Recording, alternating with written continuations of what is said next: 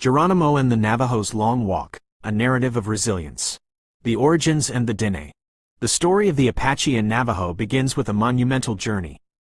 Originally from the frigid regions of northwestern Canada, these Athabascan-speaking tribes migrated to the American Southwest around 1300 AD.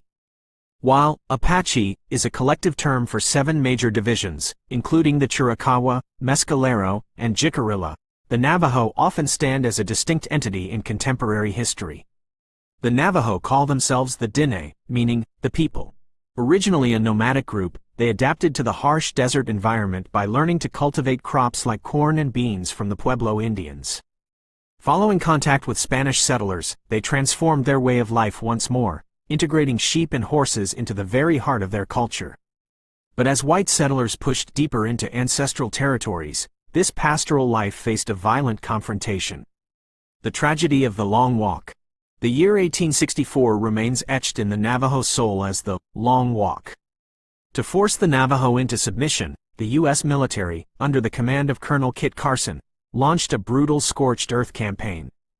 They systematically destroyed crops, burned homes, and slaughtered precious livestock until total starvation forced the Navajo to surrender.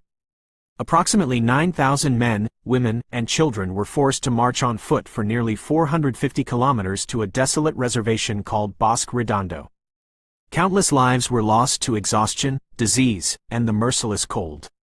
Bosque Redondo proved to be a place of unimaginable suffering, with alkaline soil and undrinkable water. However, the Navajo's resilience prevailed. In 1868, the U.S. government acknowledged the failure of the relocation, and a treaty allowed the Navajo to return to their beloved homeland.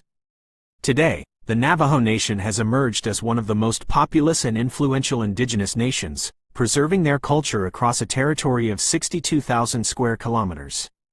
The Unbreakable Code. History would eventually see these once persecuted people become America's greatest tactical advantage.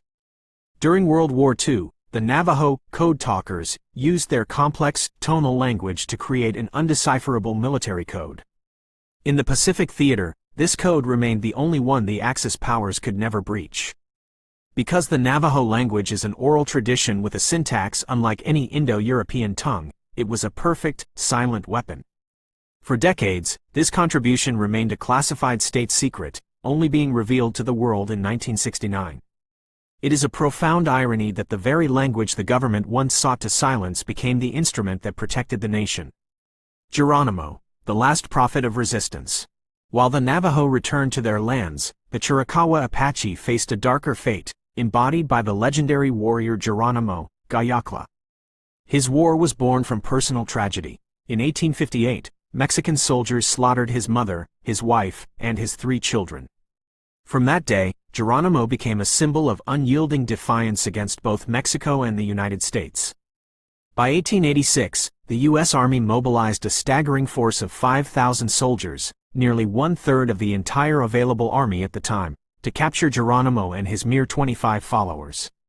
He finally surrendered at Skeleton Canyon to Lieutenant Charles Gatewood, a man he respected. However, the promises made to him were quickly broken.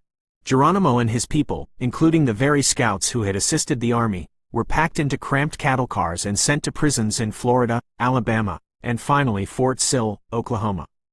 An immortal symbol of valor, Geronimo spent the final 23 years of his life as a prisoner of war. Paradoxically, during this long twilight of incarceration, he became a national celebrity, even riding in President Theodore Roosevelt's inaugural parade. He passed away in 1909, not in the heat of battle, but from pneumonia after a fall in the winter cold.